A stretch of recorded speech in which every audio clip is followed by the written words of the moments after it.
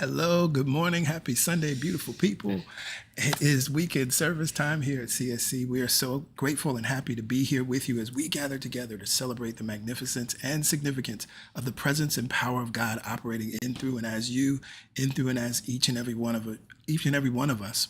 Today, I want to anchor us in a reading before we pray, and I'm going to be reading from Until Today by Iyanla Vanzant. You can feel free to close your eyes and take in these words, and of course, then we will take these words into our prayer. I am faith-filled and fear-free because the law is on my side. There is an impersonal law of personal good that works on behalf of anyone who is willing to acknowledge it.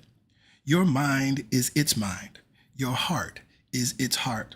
The law is impersonal because it does not care if you are black, white, red, or yellow. It doesn't care if you are old or young, male or female, married or single. The law doesn't even mind if you are still living at home with your parents. The law works for you, whoever you are, if you are willing to surrender your way of doing things to a divine way of being and doing. If you are willing to take your humanness out of the way, the impersonal law of personal good will work for you, on you, and through you. Lord have mercy. The impersonal law of personal good is all the good things that you seek, and it gives you all the good that you are. It is the law of all that will give you its all, because it is all and has all. The law is the source of your personal wealth, health, and well-being. It is the personal source of all personal resources. Now, here is the way to get out of the way so that the law can operate on your behalf. Know that you are good. Know that you deserve to experience good things. Trust that good is on your side and good shall be done unto you. Until today, you may not have realized that you have the ability to experience anything and everything good that you desire. Just for today, live on the right side of the law. Expect good. Believe in good. Trust that something good in you will bring something good through you. And the affirmation, today I am devoted to bringing my mind and life into alignment with the impersonal law of good. Yes, yes. And so from this place of awareness, I invite you to get still, to close your eyes, and let's take a breath in together. And we breathe out. Again, we breathe in intentionally, and we breathe out, bringing the focus of our attention here and now. We breathe in, and we breathe out.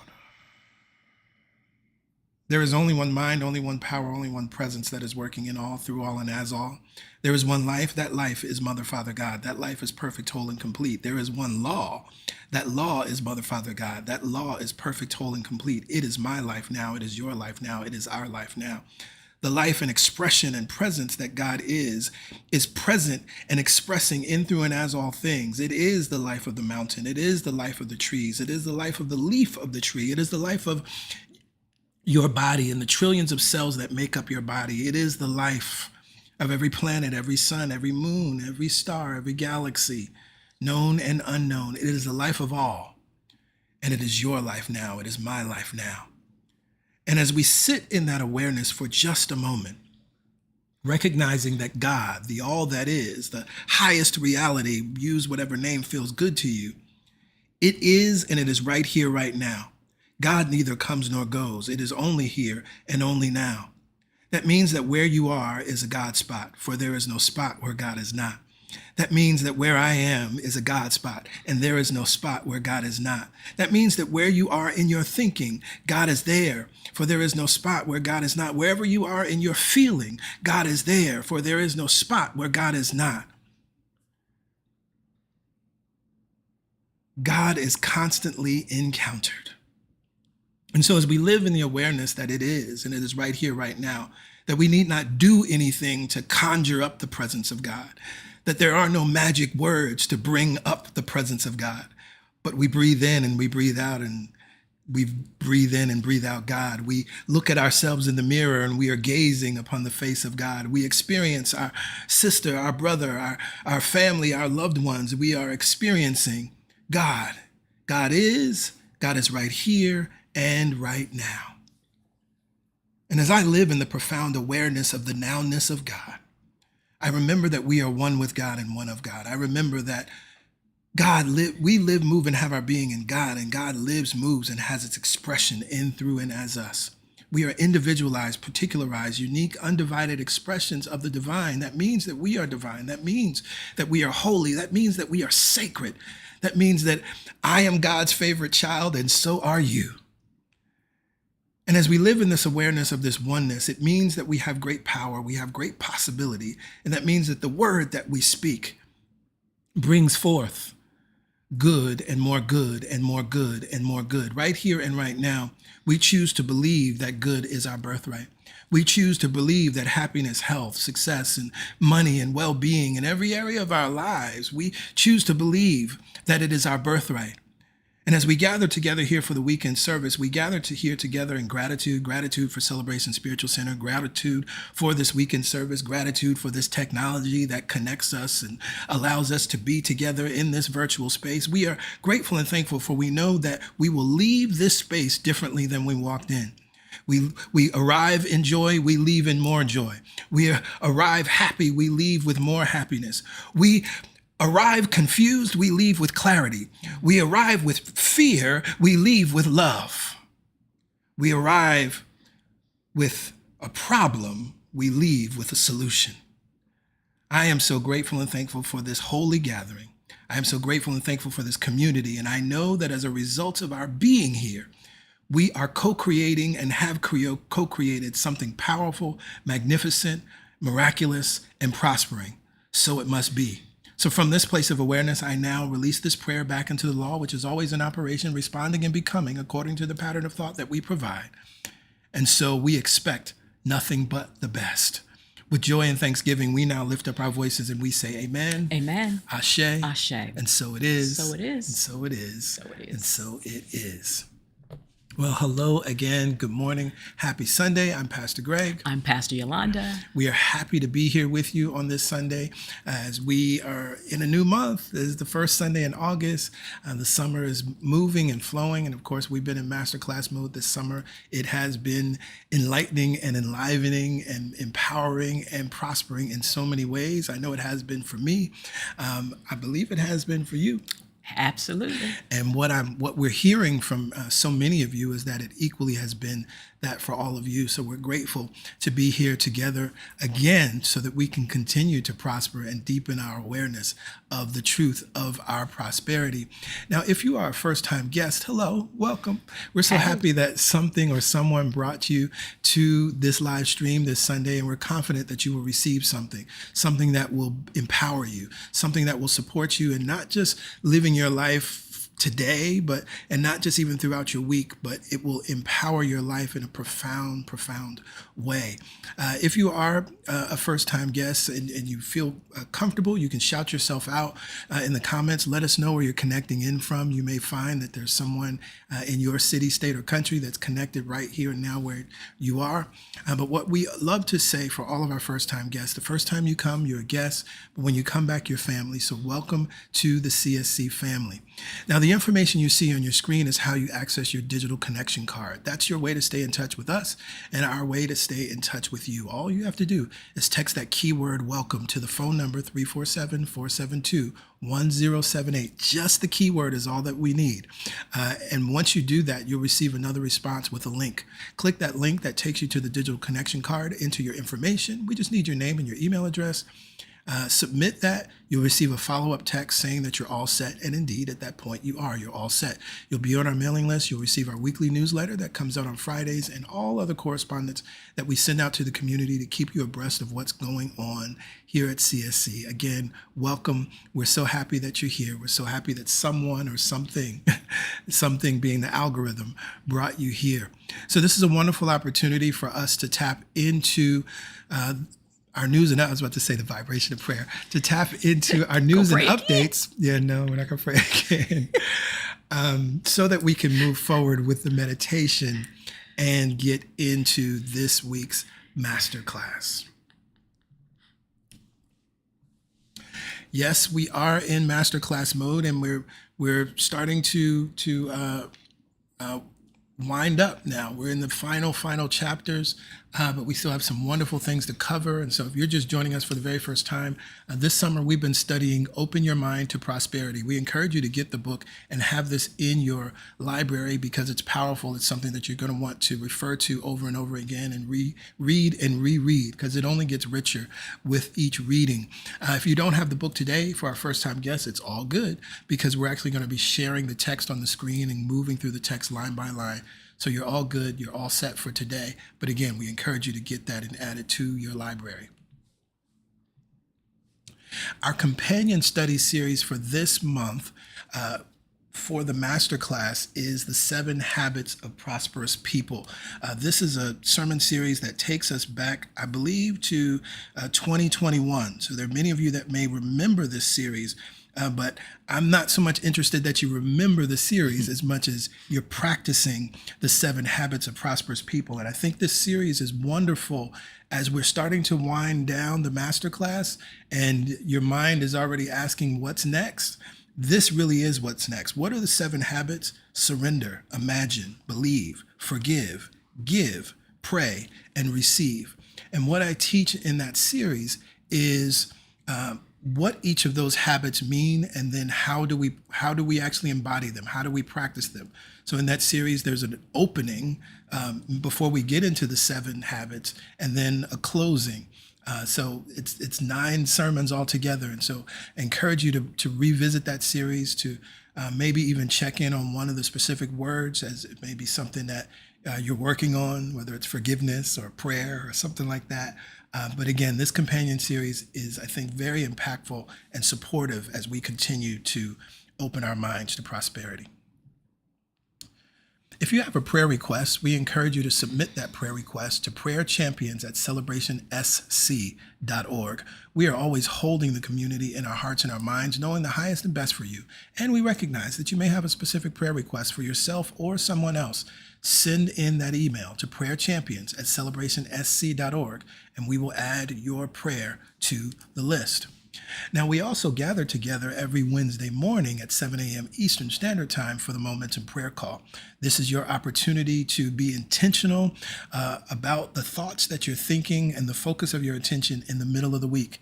So we encourage you to call in, wait. We share a reading just as we did today, and then we pray and we move on with our day. Now, if for some reason you're not able to make that call live, all good. Every prayer is recorded. So you can use the playback number you see there on your screen, enter the access code, wait, and the most recent prayer will play. That is available to you 24/7. So anytime you are in the need of prayer, definitely make use of that playback number, as I know many of you do, so that you can remember what is true and move the focus of your attention away from fear and back to truth. Every third Sunday is God Talk Sunday. What is the God Talk? The God Talk is your opportunity to ask questions.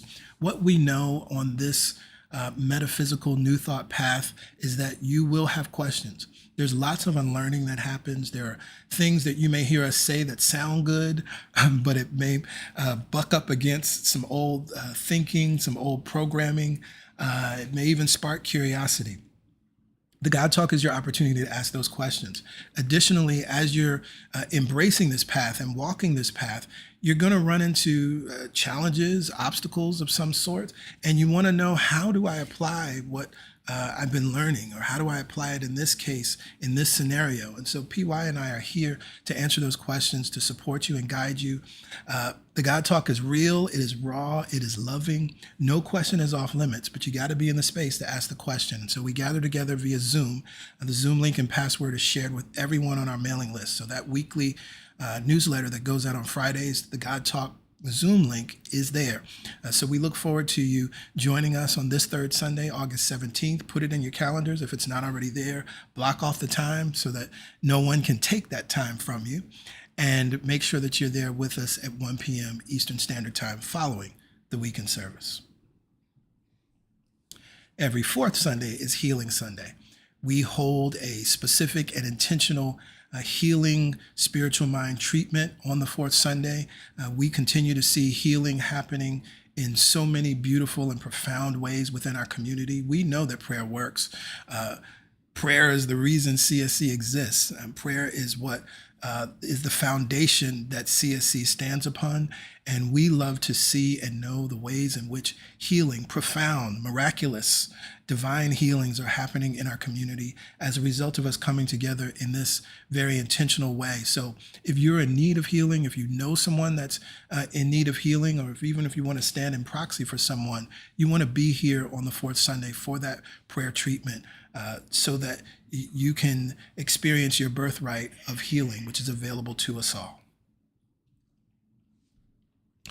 There is a new way to stay connected to CSC. Many of you, if you're a part of the Prosperity Circle or have been a part of recent classes at CSC, you may already be using this app. We are now expanding this to the entire community. We want you to download the Church Center app. You can download it on the Google Play Store or the Apple App Store. What's wonderful about the Church Center app, you can give from this app. For those of you who may love the convenience of Apple Pay, for instance, you can use Apple Pay to give. This is also how you can connect with community. There are other options that we have not made available yet. You'll be able to register for classes and other things through the app. But we encourage you to get this, as this will be a way that we will stay connected and even be communicating through to the community. So you can use that QR code as well. That'll take you directly to the download link. Additionally, you could even watch this stream right now from the app. So if those of you who have the app now, if you want the convenience of being away from social media, for instance, and not watching on Facebook, or being away from YouTube so that you're not distracted by all of the other videos that YouTube wants us to watch, you can watch via the app. There's a chat there. There's also a wonderful space to take notes. And again, we'll be reminding you of this week to week and sharing more information on how you can make use of this app in the weeks to come. Oh, the Affirmative Prayer Mastermind. It begins this week. It begins on Wednesday, and that means that registration closes on Tuesday. So don't wait another 90 days to get unstuck. If you've been waiting for the right time, this is it. If you've been wondering if this really works, it does. If you've been praying for a sign, this is your sign. The next Affirmative Prayer Mastermind starts on Wednesday, August 6th, and this isn't just a class. It's a powerful, supportive 4-week experience that can change your life. Learn how prayer really works. Create a daily practice you'll stick with. Discover peace, power, and prosperity. The ground is solid. Your prayer is already unfolding. The only question is, are you ready? Again, the Affirmative Prayer Mastermind begins on Wednesday, August 6th. It is a 4-week class. Registration closes Tuesday at midnight Eastern Standard Time. So you have today to register, you have tomorrow to register, you have all day Tuesday to register up until 11:59 p.m. Don't let this be another time that passes you by. So you can use the QR code you see there on your screen. You can scan that. That'll take you to the registration page, or you can go to our website, celebrationsc.org/register. And the investment for this class is $97. I'm so excited about this round. I'm looking forward to sharing with you all. I'm looking forward to the prayers that will be answered, the hearts and minds that will be uplifted and changed as a result of this mastermind. And that concludes our news and updates for this Sunday, which means it is time for the meditation experience as we are led and guided lovingly by PY. Yes. It is time for this month's affirmative thought and for the meditation experience. I guess I'm excited because I love at the beginning of a new month when we can introduce a new affirmative thought to take into meditation. But as we say, you can study all the sacred texts, but it is only through your direct experience of the God within yourself for yourself that you know the things you're reading or studying are real and are true. And so we take time every Sunday to do just that, to go within, to allow us to connect with the God of our understanding, and to feel that aliveness moving through us, and to relax into it, and to allow the affirmative thought to just take root. Allow it to be available to you during our meditative time. And so this month, our affirmative thought comes to us from Catherine Ponder. And Catherine Ponder says that divine love is the most magnetic force in the universe. And she also says something powerful that will be our thought. Divine love prospers me now. A very simple affirmative thought, but power-packed. Divine love, this thing that we call God, this thing that is really unnamed, is the most powerful thing because it is the origin of love. And that love creates a field. And that field is where we allow more prospering power to enter our being. Divine love prospers me when? Yeah, it prospered me last week and it'll prosper me in the future. But sometimes when I'm in worry, doubt, and fear, I need to remember it in the present. Divine love prospers me now. Simple, elegant, powerful.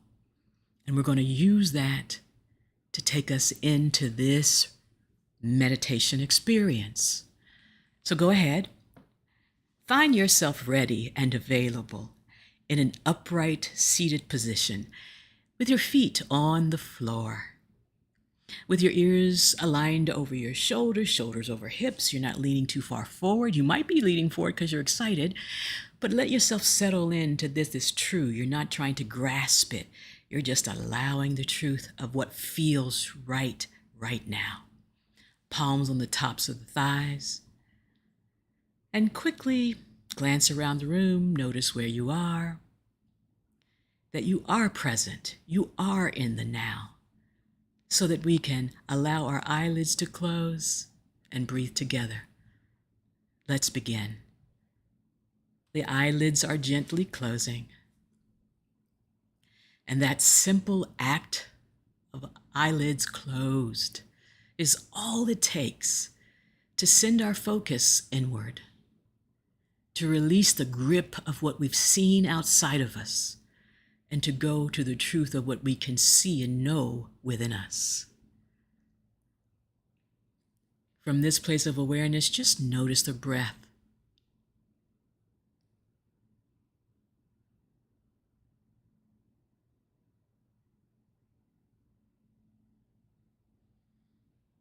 And whether the mind wanders or the breath appears to be deep or shallow, it matters not. What we are in gratitude for is the fact that the breath is moving. So we place no judgment on how it flows. We just honor that it is flowing.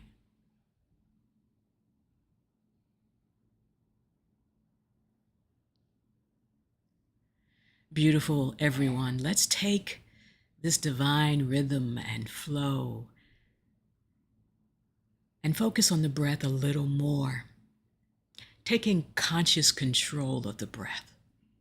For we get to decide how the breath moves, and we get to choose where the breath goes. So let's take our focus of attention and the breath deep into the low belly. And together we're going to inhale for a count of 4, hold for 4, exhale for 4, and then just settle into that divine love that is prospering us now for 4. Let's begin. Inhale.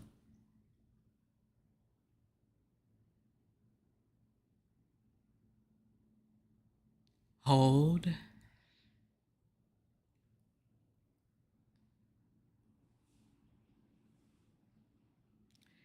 Relax the jaw, release any tension, and let it float out on the breath. Sigh it out.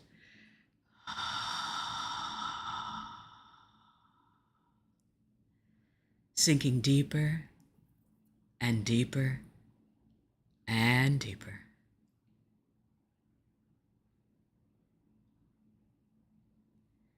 Into the low belly, expanding, dropping the breath even deeper. Inhaling for 4.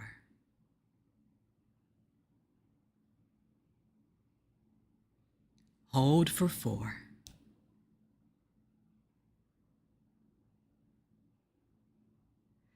Relax the jaw, release the body of any stress. Sigh it out.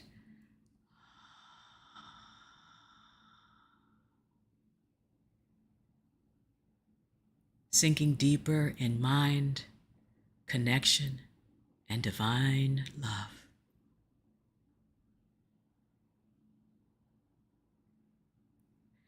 In through the low belly, now up through the rib cage. We have expanded the low belly. Now allow that breath to connect to the mid breath, expanding the sides. Hold it there. And as you hear yourself release the breath, release the tension, let the body sink, relax, sigh it out.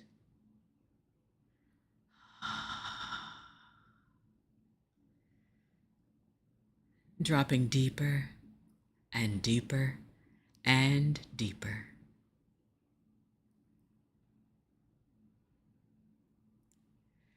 In through the low belly, up through the rib cage. We've expanded the sides of the body, filling up with breath. Now let's expand the front and the back of the body.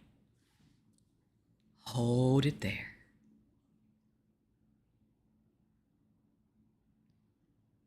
Relaxing the jaw, no force, no strain, just sigh it all out.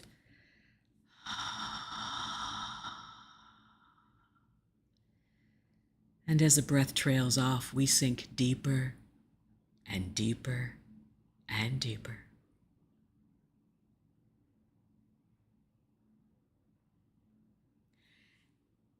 In through the low belly, up through the rib cage. Now allow that breath to rise and connect each part, centering at the heart. Hold it there.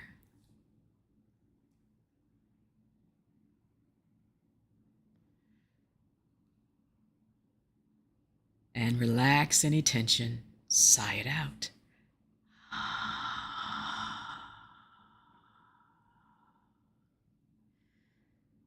As the breath trails off, we sink deeper and deeper and deeper.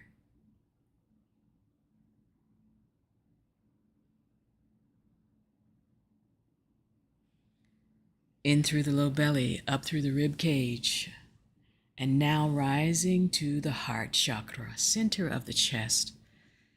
All of that breath and energy and support is right there. Hold it there.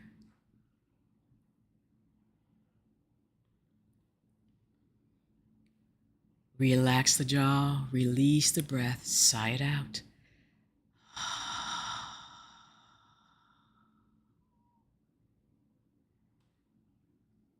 And sink deeper and deeper and deeper, allowing divine love to hold you as you relax and feel supported.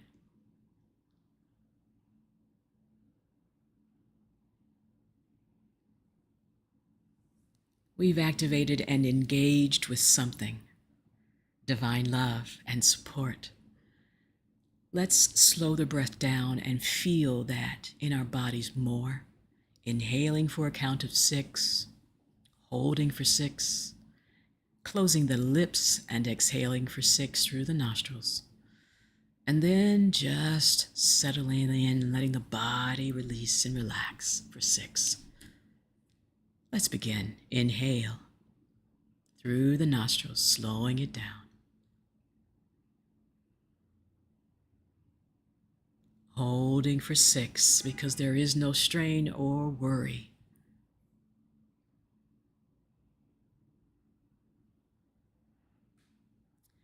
Closing the lips, exhaling through the nostrils because that breath has circulated in the body It's warm and ready to be released through the nostrils.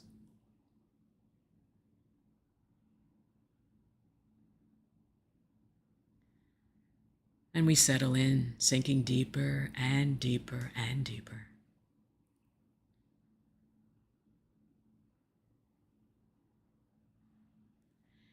And from this depth of our being and connection, take a few rounds of this breath on your own. And if you notice anywhere in your body tension, no judgment of it. Send the breath there, send divine love there.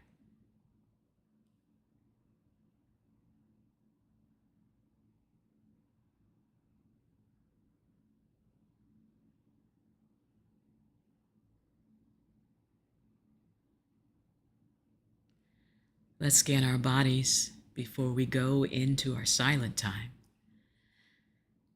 Maybe you notice some tension in the forehead, the temples, the cheeks, the shoulders. Go ahead and send divine love there and let it relax and be released. And as we sink deeper, let's scan our arms. Any tension there, go ahead and release it. And as we release, we sink deeper into the seat where we are, letting the energy of divine love flow down our body and out the soles of our feet.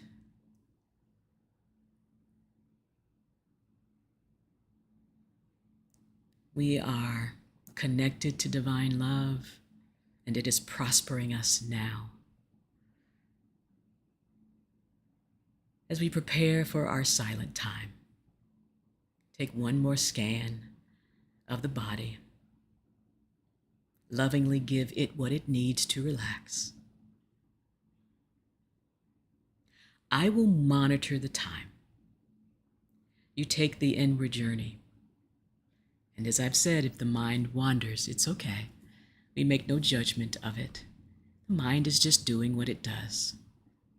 It is within our control to bring it back to our affirmative thought and let the feeling tone of that thought wash over us and relax us. For you see, divine love prospers me now. Divine love prospers you now. Divine love prosperouses all of us now.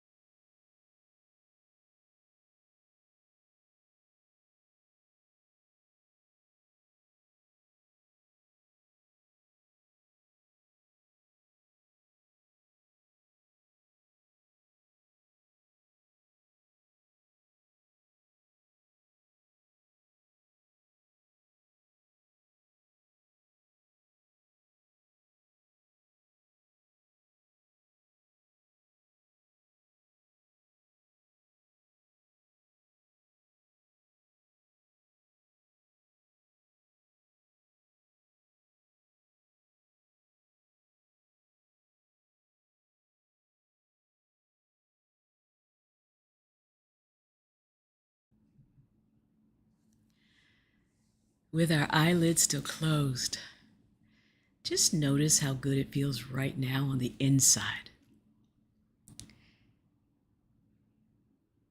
With our eyelids still closed, we remember that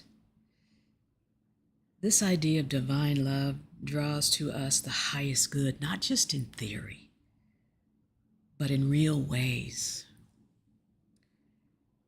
When we open our thoughts and our feeling to divine love and focus in on it, we don't just feel better. We open to receive better. The energy that you sit in right now, you are open and receptive to divine love prospering you. It's doing so now.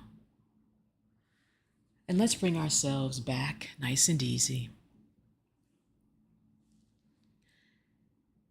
And inhale from this place of connection and divine love flowing through our very veins. Inhale, draw the shoulders up by the ears. Exhale, release the shoulder blades back and down. Inhale up. Exhale, releasing the shoulder blades back and down. And one more time, inhale up. Exhale, releasing the shoulder blades back and down. Bring our palms together at heart center, reconnecting to that heartbeat. And if you are able, bow your chin towards your fingertips, opening up at the base of the neck all the way down the spine, realizing that energy is flowing and has been flowing this whole time. Allow the eyelids to gently open and find a nice, soft gaze and focal point. Inhale, raise the chin, raise the gaze, release the breath, maintain the presence of divine love. Namaste.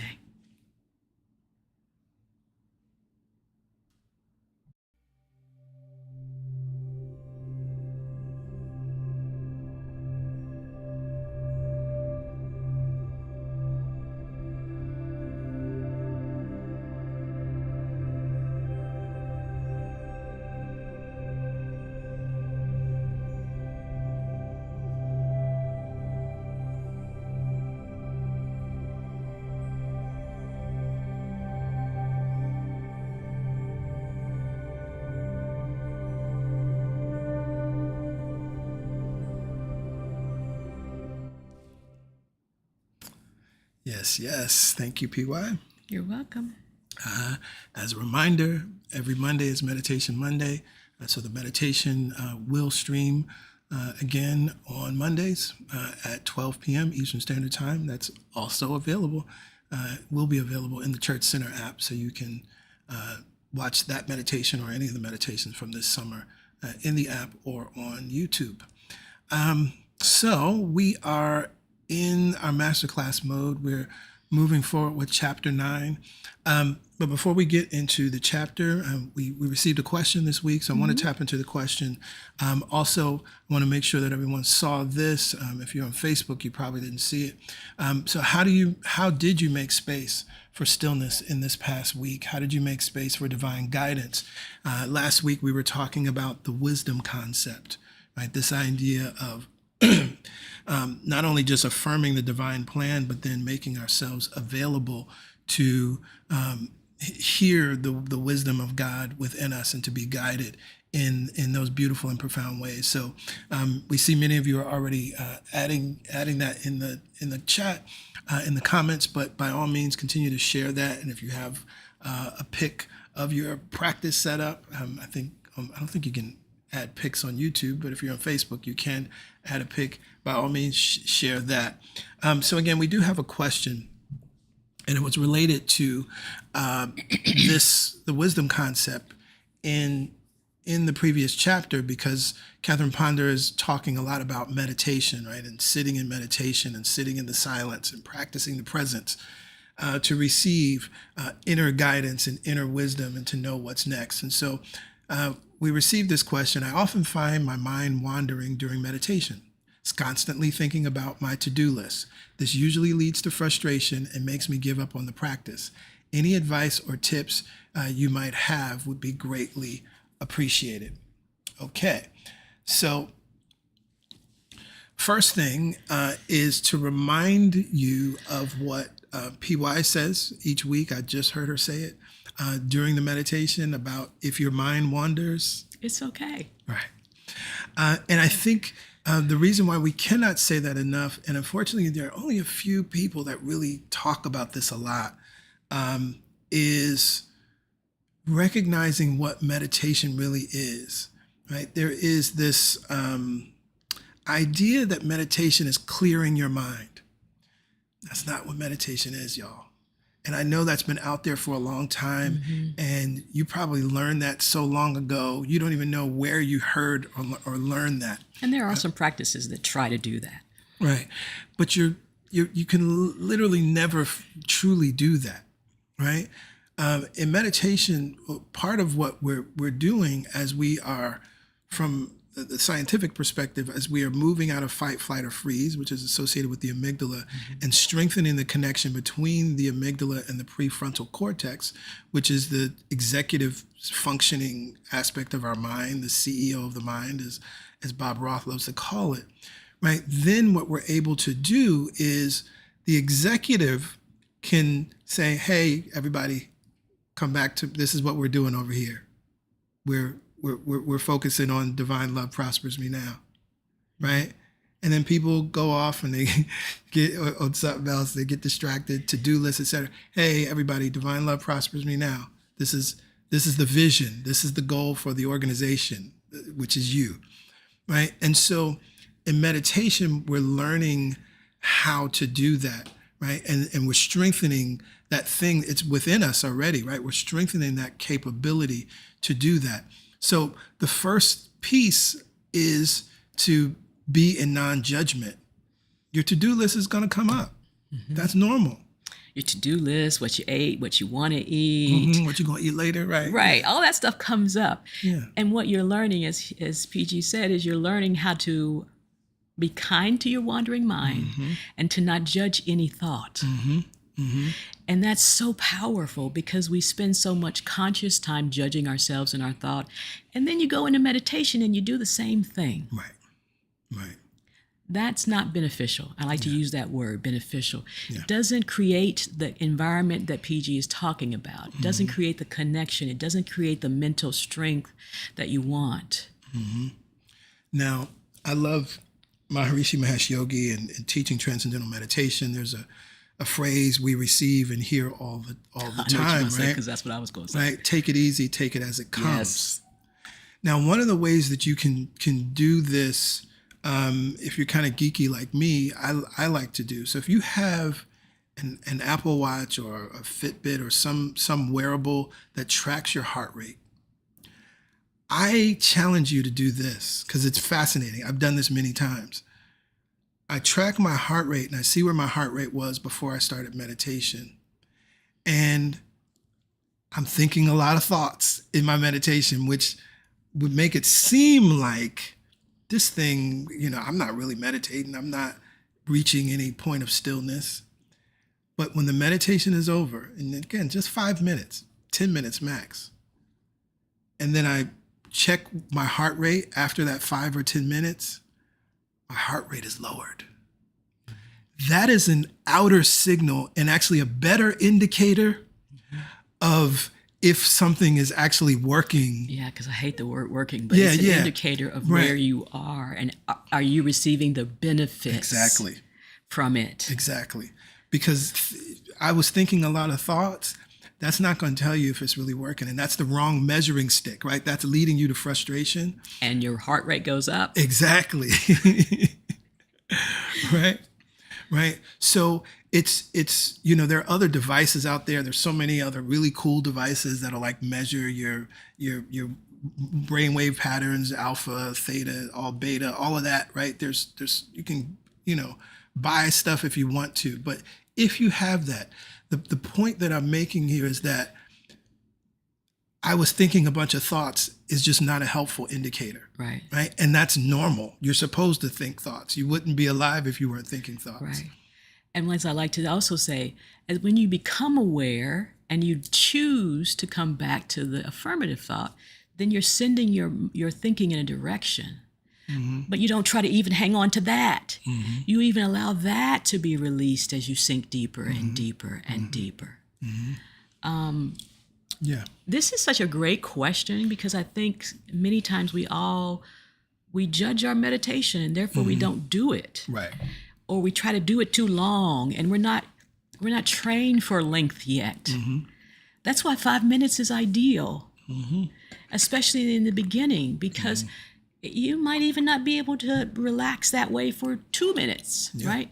So we want to create something that is supportive of you doing the practice, of you getting the long-term benefit of the practice. We talked last week about then what happens, how do you come out of it?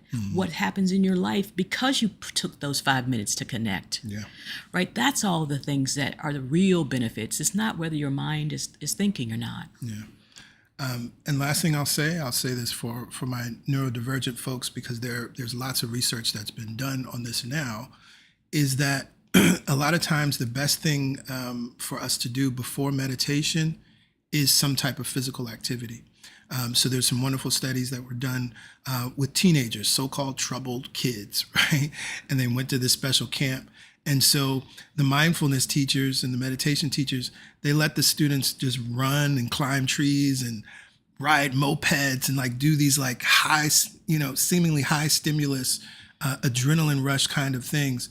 And then they sit in stillness for 5 minutes and they can do it, right? That has a lot to do with how the neurodivergent brain works. So this, again, for someone who, if you may find yourself, I just can't get still, or I feel like I'm thinking too many thoughts, you can do even something as simple as just jumping jacks for like 60 seconds, honestly, and then sit, right? Right. And Very for the powerful. rest of us, it's often paired yoga or a gentle flow, like even for 5 minutes of yoga, a gentle flow that relaxes you, prepares you, and does that similar idea so that you can sit, so that you can settle. In TM, there's a specific flow that is used right before we do TM. Some people use it, some people don't. But it's that same idea that if you connect it to your body and release some energy to move, even if it's for 5 minutes, it doesn't have to be something grand, some amazing yoga class. Right. But just that gentle little bit of movement and connection to breath that you begin to embody and realize how the breath flows and it relaxes you, and then you can go into your 5 minutes. So it doesn't have to be long. It could just be a couple of good stretches if that works for you. Something that gets you in your body and your breath and connecting the two. And then go into the meditation. And always remember to be kind to your wandering mind. This is a great question. Yeah, absolutely. It's a great question, and I hope it answers the person who sent that in. But for some of us, it also clears it up. You're not doing it wrong. Right. We've been so trained and taught that if we don't do it right, it doesn't work. And when it comes to meditation, we're telling you you're not doing it right. You're not doing it wrong. Your mind will wander, and you also have control over where the mind goes. To bring it back. To bring it back to where you want it. Yep. Right? Yep. Great question. Beautiful. So let's get into this chapter. We are in chapter 9, and just so everyone knows, right, there are 10 chapters plus a conclusion. So that means we have 2 more weeks in our masterclass. Prosperity through the love concept, chapter 9. There's that word again, love, love, love. To practice consistently the love concept is one of the quickest ways to overcome all your difficulties and demonstrate your spiritual heritage of unlimited good. I'll just say this at the outset. So much of what Catherine Ponder gave us in part 1, this was about that really master, I'll say master, but the manifester stage, really the manipulator stage, right? We're using all of these tools. What the first part of the book was really about, and for those of you who years ago studied E Squared with us or have read E Squared, it was doing what Pam Grout was really trying to support the reader in doing with the early experiments. So the first experiment is the dude abides, right? It's just like to just prove that there's this thing that responds to you, right? And so that's why you set the intention of, seeing cars of a certain color. You set an intention to see butterflies. And you're starting to just realize and honor and recognize that there's something responding to you. And that's what all of those part 1 exercises are about. But in part 2, what we're now really getting into is an embodied way of living. Yep. Right? So prosperity through the divine plan, prosperity through the wisdom concept, prosperity through the love concept. These are now how do you live and how do you operate so that you're not trying to, the only word I can think of, right? Manipulate, right? You're not using these tools in a manipulative fashion. Mm-hmm. You're simply living from this awareness of your oneness with Source, and from this awareness that because I am one with God, prosperity is available to me, not as a reward, any more than oxygen is a reward, right? It just is, because I'm human and I'm here on earth, I breathe in and I breathe out, right? And actually, whether I'm a good person or a bad person, I still have access to this thing, right? Very, very important. So I just want to remind us of that. Since the word concept means something conceived in the mind, the way to practice the love concept is to become filled with the idea of love inwardly and then express it both inwardly and outwardly. This releases a high-powered energy that is instantly felt and responded to by people and situations.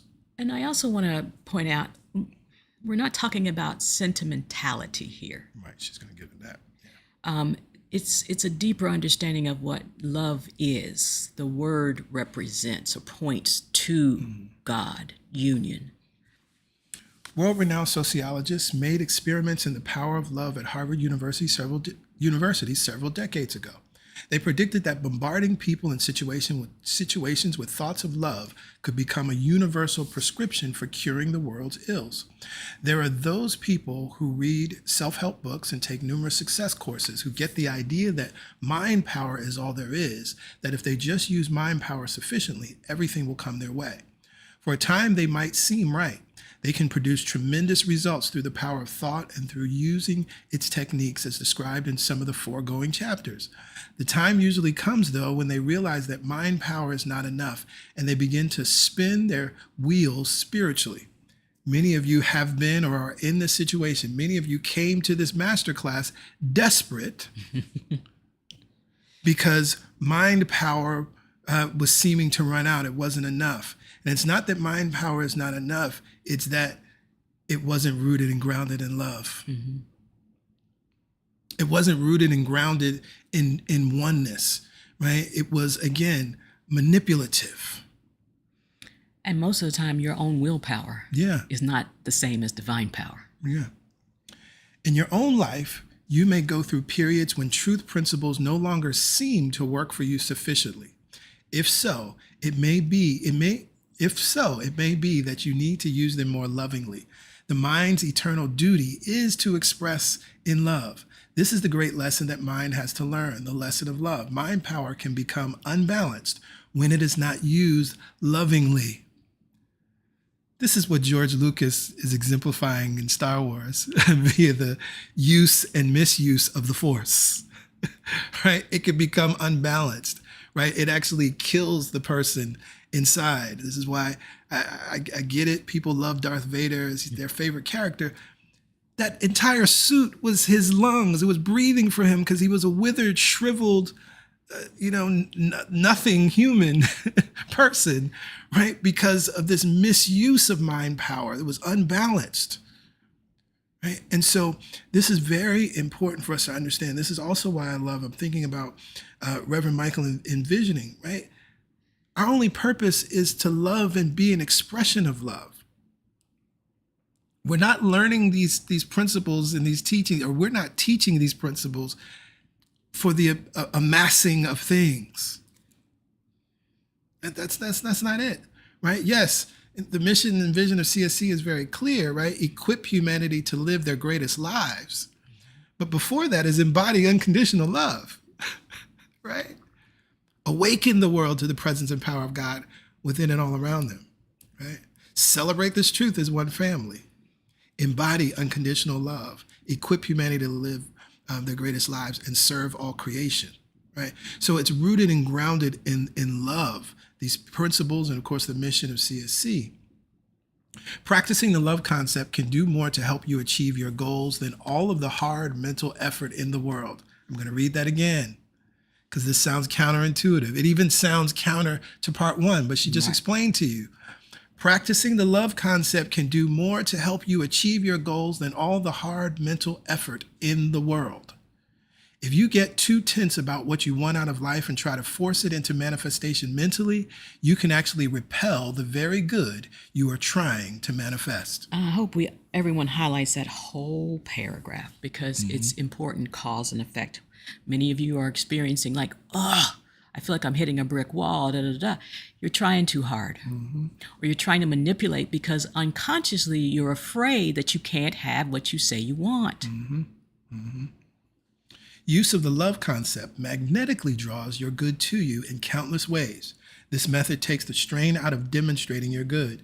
You can begin invoking the love concept by meditating upon the biblical statement, God is love.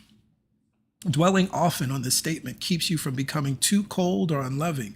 It can also cause a marvelous transformation to take place in you and your world. Invoking the love concept releases a certain kind of vibration that people appreciate and respond to. Dwelling on the love concept makes you a magnet for your good. Absolutely. Believing this, a businesswomen's group decided to spend some time at their monthly meetings for an entire year affirming love for the club and its members. This was to be their experiment in proving the power of the love concept as a success principle. Within a short time after the first meeting, when they affirmed words of love, several of these middle-aged businesswomen got married. One career woman had been widowed for 25 years, but soon married happily and went off to Southern California to live with her husband in a beautiful new home he provided for her near the sea. So many women in that group got married during that year of affirming love that they had to reorganize the whole club. The love concept works in both personal and impersonal ways.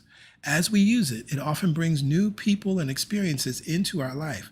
It also releases more harmony and peace into our already established relationships.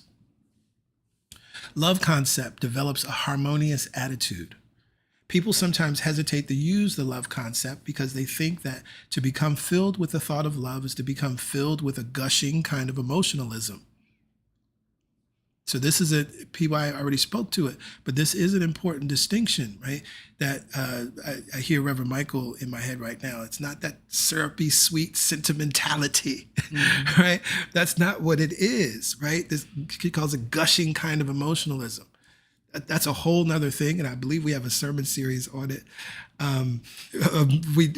Misunderstanding what love is really all about in all relationships. Right, in all relationships, I think that's the one. Write Your Own Love Song is in that series where we talked about that.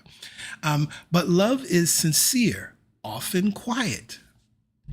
A gushing sort of emotionalism isn't true love because it isn't sincere. Its expression doesn't fool anyone for long. Hello, somebody.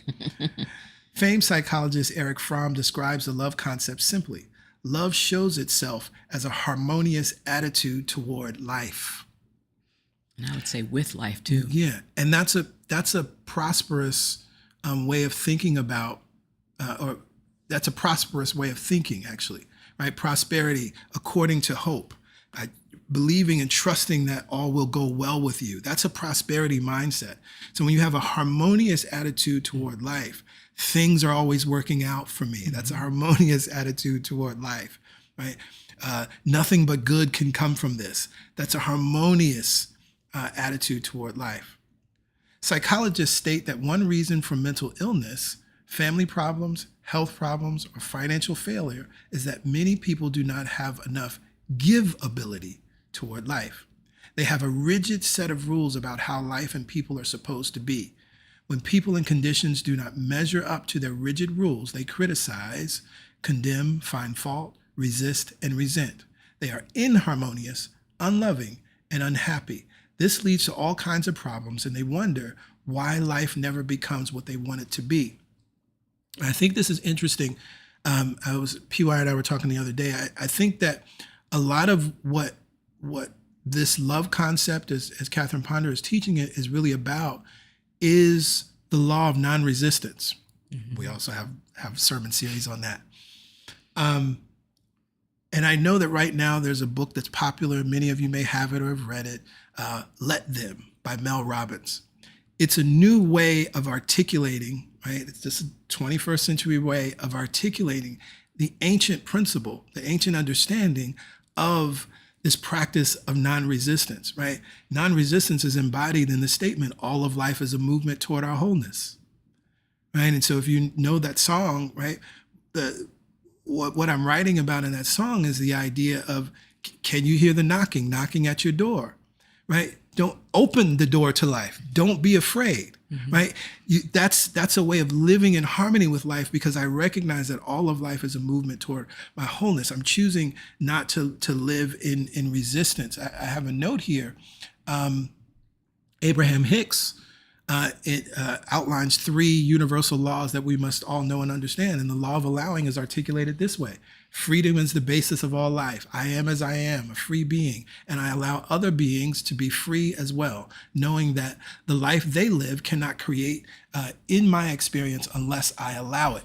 So then I'm not in this rigid rules place that she's talking about, criticizing, condemning, finding fault, resisting, and resenting.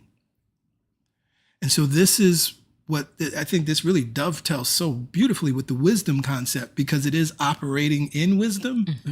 And as wisdom. Right? Mm-hmm. And now we're talking about operating in and as love, right? It's not that we have lots of issues with what's happening in the world, right? From the White House to Gaza and everything in between, right? But we understand what is ours to do, and we understand where our power is, right? And so we're not giving away our power to folks outside of us, right? But we're actually tapping in, again, using the wisdom concept. Then we can say, okay, well, what is mine to do? From this place, I see what's going on. How can I be the change, right? Let it start with me, right? Let there be peace on earth, and let it begin with me. What more can I give? Right? And from that place, I get to transform the world from my center point in the world. Absolutely. And so if those thoughts about I'm not doing enough and on it goes, that puts you in a place of actually fear. Mm-hmm. And then you begin to react to things as mm-hmm. opposed to respond from this wisdom concept, respond from the love that is already in you, and then let that decide what your outer expressions are. Mm-hmm. So we're not saying you don't do something, mm-hmm. but you don't do it from fear, and right. you don't do it from how you thought it was supposed to be or what other people have done. Mm-hmm. Because many times they're not operating from wisdom and love either. Mm-hmm. They just did stuff. Mm-hmm.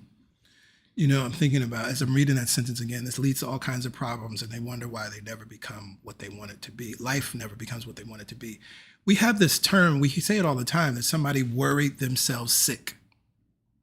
Right? So we recognize that any energy that we're in, right? If I'm worried about what's going on, I'm worrying myself sick. I'm the one that's going to be suffering. Yes, I think I'm looking outside and I'm worried because I see someone else suffering. I see something else going on that I want to change, but I'm the one that's sick. Mm-hmm. And then if I'm sick, I can't help. I can't assist. I can't help. I can't serve. I can't support. I can't do any of those things, right? And so it becomes very, very practical, right? This is just like being on the airplane. It can still feel counterintuitive, right? Particularly if you're like sitting next to a loved one or a child, your instinct is to try to put that oxygen mask on the child first. But they tell us that every flight over and over and over again, because it's critical.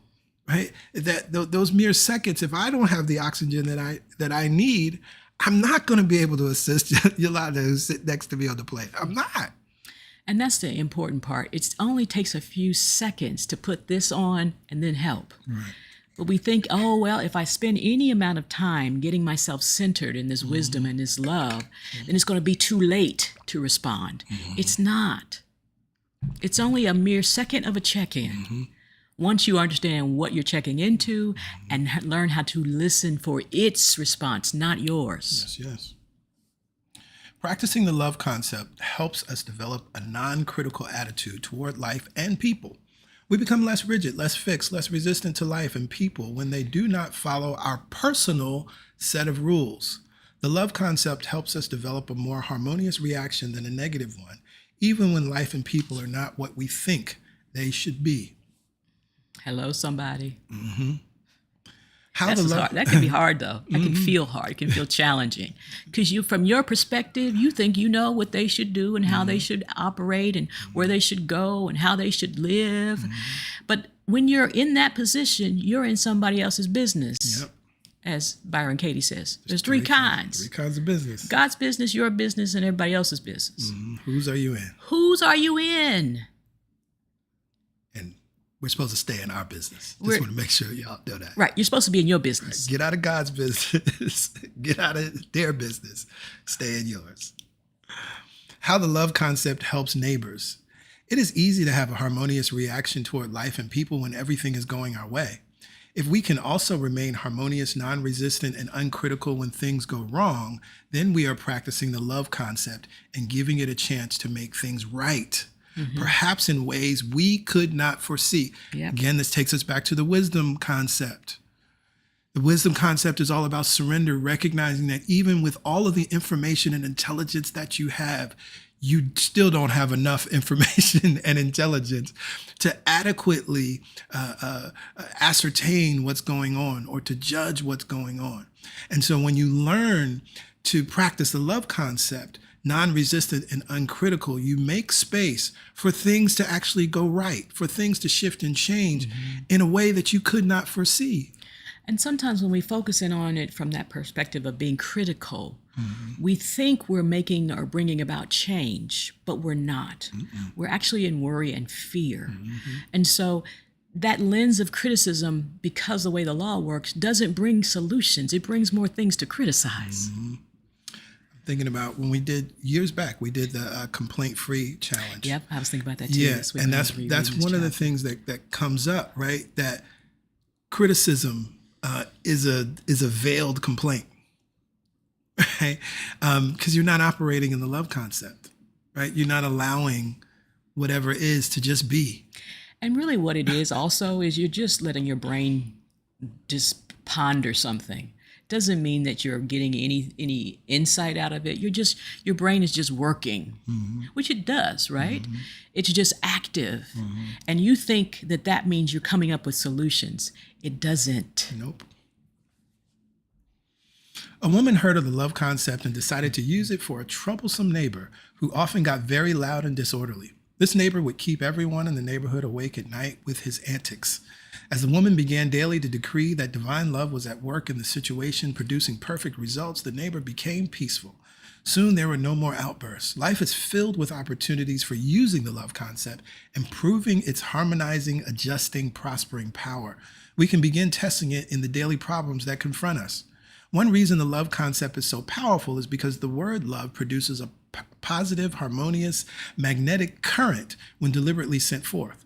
This love current will break up opposing thoughts of hate and render them powerless. I want to say this, as I've said in previous chapters, right? Not the English word love, right? Love is a vibration. Back of the English word love or the Spanish word amor or in any other language, there's a vibration that is this thing that we're calling love, right? And so anytime you invoke that energy in whatever language it is you're using, you're then invoking this harmonizing power.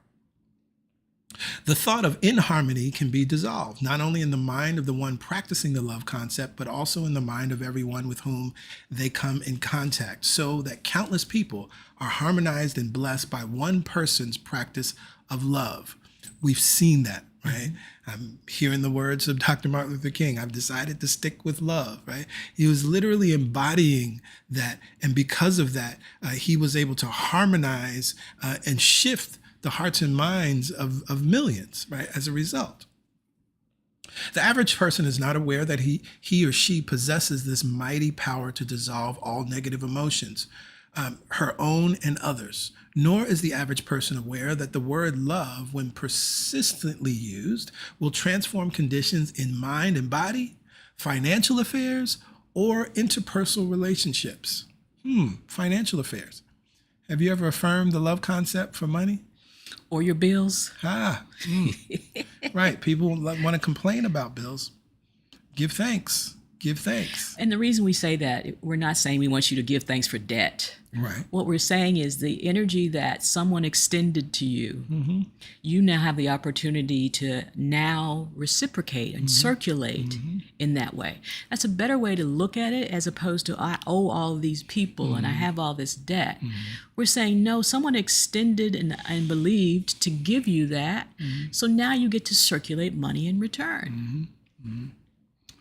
When you find yourself tempted to resist, resent, or criticize people, situations, or life in general, that is the time to use the love concept. I'm going to read that again. When you find yourself tempted to resist, resent, or criticize people, situations, or life in general, that is the time to use the love concept. By holding to thoughts of love, you remain harmonious as you bless the situation rather than add to the confusion.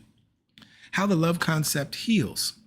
Many persons, as a result of unhappy childhood experiences, have resistant places in their subconscious mental areas that do not readily yield to the power of thought or the spoken word. Yet words of love repeatedly used dissolve those resistant areas. Metaphysicians have known for years that the word love reconstructs, rebuilds, and restores humanity and our world. If there is no one to turn to for prayers of love, a person can begin to heal themselves by invoking the love concept.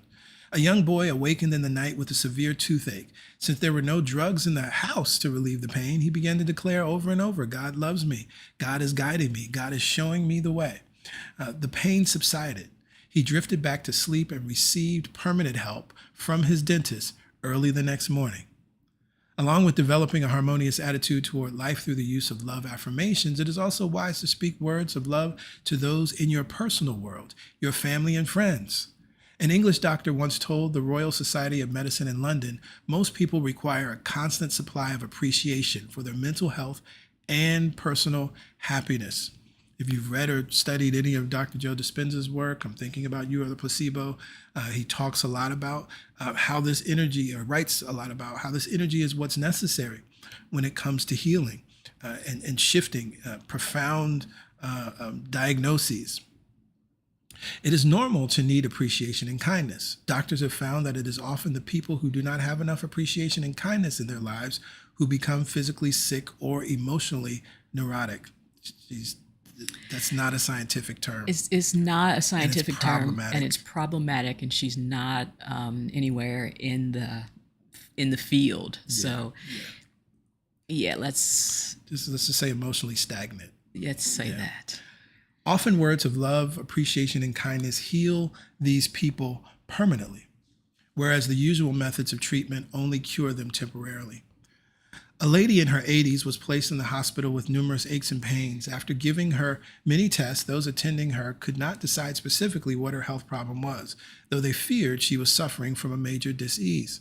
She remained hospitalized for weeks and received the finest of care, yet her physical discomfort continued. Her doctors finally stated that they could not agree on a diagnosis, and her family decided to take her home. Since she lived alone, a housekeeper was employed to take care for her. The housekeeper was a truth student who knew the healing power there is in feeling loved and appreciated. She told her patient funny stories and did many nice things for her. She often spoke words of appreciation to her, which made the patient very happy. Within a month, all the aches and pains were gone, and the previously sick, unhappy woman returned to an active, healthy life. Later, that wise housekeeper said to a friend, TLC did it. Apparently, that's what she needed: tender, loving care. Love possesses marvelous powers. A good way to test its powers is by practicing the love concept with members of your own household. Why run hither and yon trying to find someone on whom to bestow love when those in your own family probably need it as much as anyone? If you really want to prove the marvelous power of love, begin at home. And maybe also that beginning at home is beginning with yourself. You know, we sometimes go out and we extend love, but we haven't started from a full place from a love tank that is overflowing. And so we keep giving and giving and giving. And if we're unconsciously understanding, it's because we think we are not enough, don't have enough, and are trying to glean it from somebody else. So we're going to give it out and expect them to give it. That's not the best use of your time or energy. Yep. A well-known psychologist and marriage counselor has said that words can make or break a marriage. His advice is simple. Always look at your marriage partner with eyes of love. Praise, don't blame. There is plenty to praise if you look for it, so look for it. The freeing power of love. The love concept includes freeing those we love to find their good in their own way, rather than feeling that our love for them gives us the right to possess, dominate, or criticize them. True love frees, it does not bind. We never lose love by freeing it. Instead, through the act of release, we draw to us that love which is ours by divine right, and it becomes a stabilized, soul-satisfying form of love. Right? This is why the famous passage from Corinthians, right? That idea that it ends with, right? Love holds no record of wrongs, which I don't think people fully understand and hear what love is saying, right? It envieth not, right? It holds no record of wrongs. Love doesn't do any of those things. Love releases, love frees, right? Because it recognizes that which belongs to me will always come back. A mother once asked a friend, "How shall I prevent my daughter from marrying without my consent?" The answer given was an interesting one. By keeping your will in tune with the divine will. That takes us back to wisdom concept. Your daughter's will is worthy of consideration too. Your daughter, through the all-knowing mind within her, has chosen exactly the right avenue through which her soul may have its best training in the great school of life.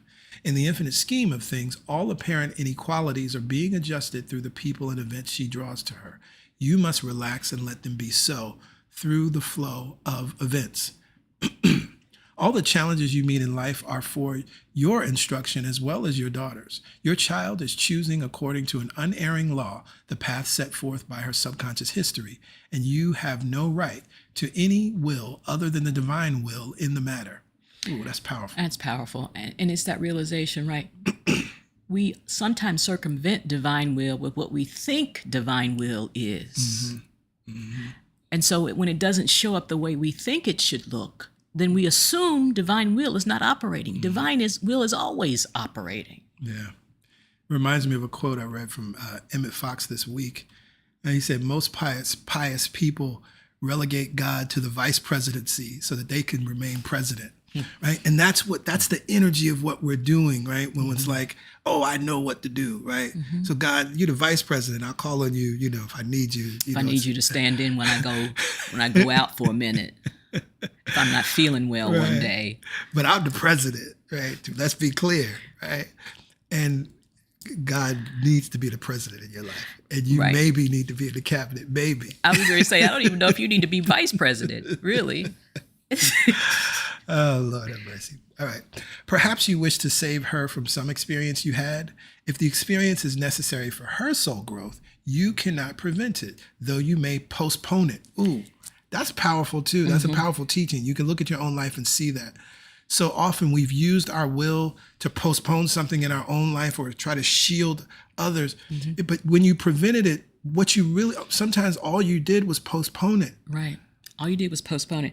And that part before that sentence, perhaps you wish to save her from some experience you had. That's projection. You're projecting onto this person.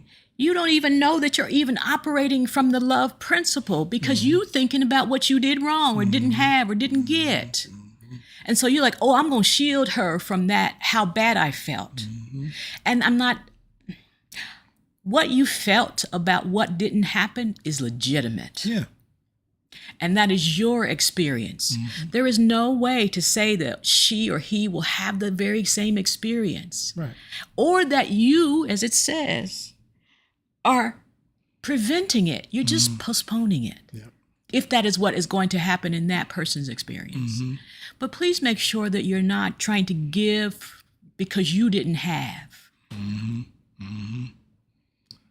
All of life is learning. If you would prevent your daughters marrying against your will, then change your will. Affirm God's will in the matter. Then release her to the Father so that God's will, not yours, can become manifest. So powerful, so powerful. So powerful. Right? This is why we did a series earlier this year, Thy Will Be Done, right? Understanding what this will is and what we're surrendering to. The affirmations suggested for the mother's use were, my love does not bind you, nor my need hold you. I release you to the Father, Mother. I am in true relationship with all people in all situations now. All things conform to the right thing in this situation now, quickly and in peace. I use that last sentence a lot personally, right? Yep, Anytime it's like, wait, I feel foolishness and I'm trying to be president. Right? No, wait, let me get out of this seat. All things conform to the right thing in the situation now, quickly and in peace. So often, well-meaning but possessive people have poured forth the substance of their love into the lives of other people and have depleted themselves. We come back to that. The love concept frees us from trying to run other people's lives or deplete our own.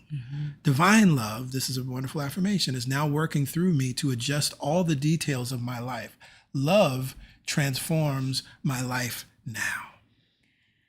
Such a powerful one. If you don't have that in your Catherine Ponder list of affirmations, it is such a good one. Divine love is now working through me to adjust. So it's not like we're begging God to do these things. We're saying this so that we remember what's already possible and already happening. I allow divine love to adjust the details of my life, even the things that I think I got wrong. Even the mistakes I think I made, I now just step back and allow divine love to adjust it, to adjust the details.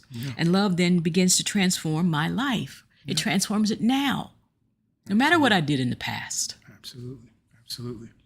Love and wisdom united.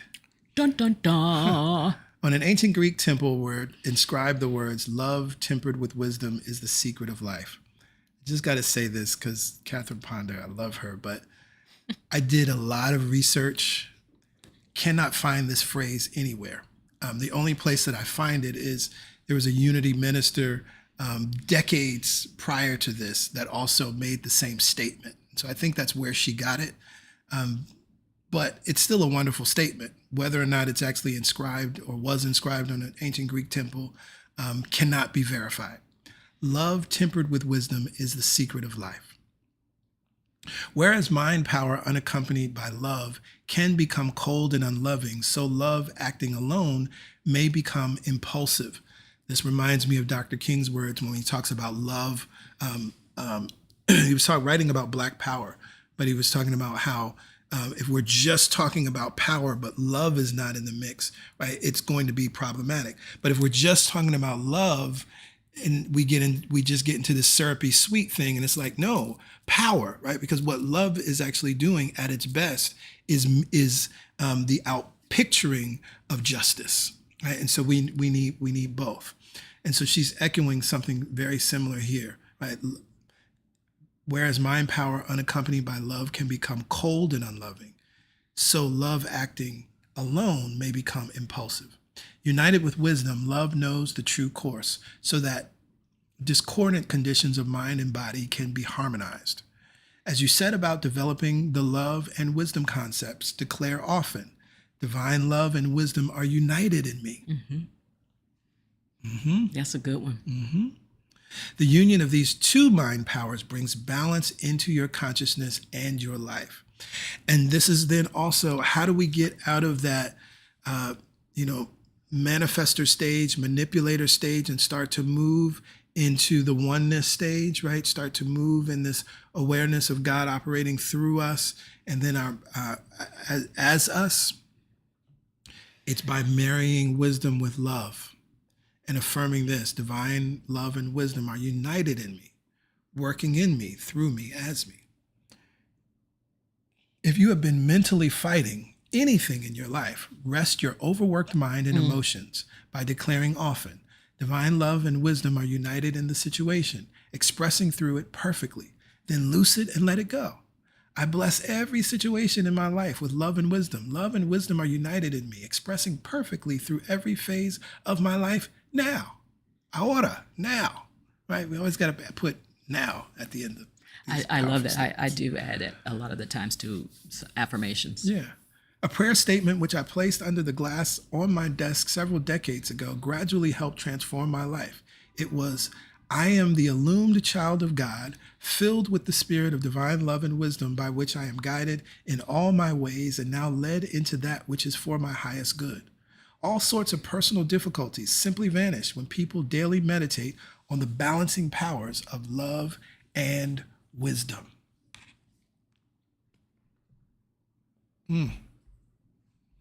Yes, yes, yes. So, we encourage you, of course, to reread this chapter. We encourage you to come back to this masterclass, watch this again, dig into the concept, capture those affirmations, right? As PY said, we hope you're keeping a running list of those affirmations that really speak to you. As you read and reread this text, other ones will jump out. You'll be surprised. Why didn't I write this one down before? I know that happens to me all the time as I reread Catherine Ponder.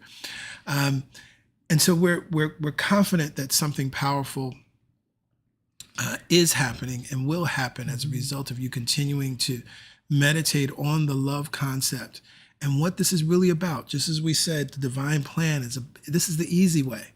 The wisdom concept, this is the easy way.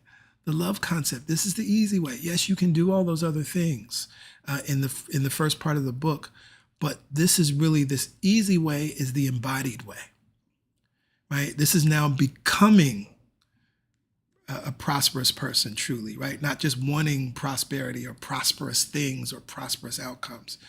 And then operating from a place of power, because then you know how to address, the wisdom concept, I need to remember that. Oh, I need to unite wisdom and love. I know what to affirm. I know how to speak. I know what to keep in front of me so that I'm not trying to be the president and making God the vice president. Right? And as you reread this chapter, you might have questions.